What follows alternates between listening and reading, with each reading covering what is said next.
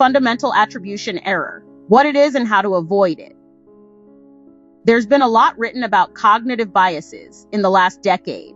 If you walk into the psychology section of Barnes & Noble today, or browse Amazon for decision-making, you're sure to see a library of books about how irrational humans can be. Many cognitive biases affect humans and their everyday actions, like confirmation bias and overconfidence.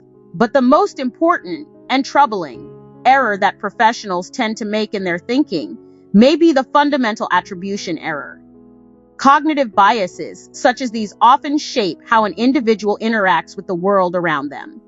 In the world of business, understanding these biases and becoming aware of the ways that they influence your behavior is vital to becoming a better manager. What is the fundamental attribution error? The fundamental attribution error refers to an individual's tendency to attribute another's actions to their character or personality, while attributing their behavior to external situational factors outside of their control. In other words, you tend to cut yourself a break while holding others 100% accountable for their actions. For instance, if you've ever chastised a lazy employee for being late to a meeting and then proceeded to make an excuse for being late yourself that same day, you've made the fundamental attribution error. The fundamental attribution error exists because of how people perceive the world. While you have at least some idea of your character, motivations, and situational factors that affect your day-to-day, you rarely know everything that's going on with someone else. Similar to confirmation and overconfidence biases, its impact on business and life can be reduced by taking several measures. Fundamental attribution error examples. It's clear to see how the fundamental attribution error can impact your personal life, but it's important to recognize the influence it can have on your work as well. Whether you're an employee or manager, cognitive biases, like the FAE, can play a role in how you interact with others in the workplace and how you make key business decisions. In working with your colleagues, for example, you probably form a general impression of their character based on pieces of a situation, but never see the whole picture. While it would be nice to give them the benefit of the doubt, your brain tends to use limited information to make judgments. Within organizations, FAE can cause everything from arguments to firings and ruptures in organizational culture. In fact, it's at the root of any misunderstanding in which human motivations have the potential to be misinterpreted. For example, think back to the lazy employee.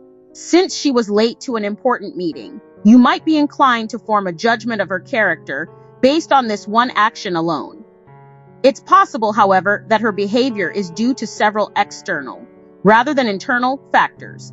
For instance, any number of situational factors could have caused her to run behind schedule, such as a family emergency or traffic jam, which have nothing to do with the quality of her character.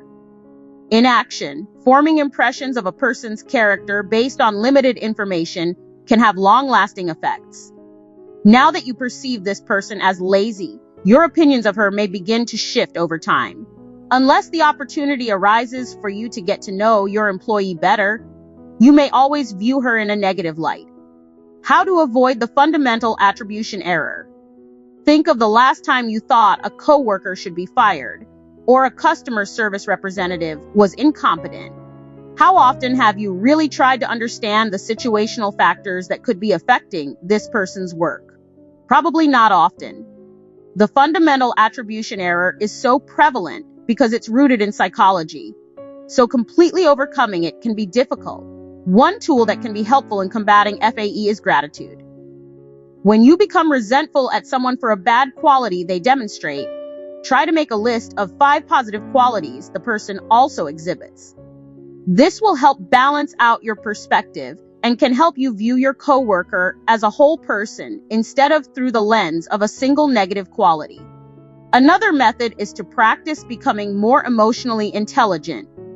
Emotional intelligence has become a buzzword in the business world over the past 20 to 30 years, but it involves practicing self-awareness, empathy, self-regulation, and other methods of becoming more objective in the service of one's long-term interests and the interests of others. Practicing empathy in particular such as having discussions with coworkers about their opinions on projects and life out of the office, is a good first step. FAE is impossible to overcome completely, but with a combination of awareness and a few small tools and tactics, you can be more gracious and empathic with your coworkers. In fact, being able to acknowledge cognitive biases like FAE and make the conscious effort to limit their effects is an essential component of becoming a better manager. This post was updated on February 14th, 2020. It was originally published on June 8th, 2017.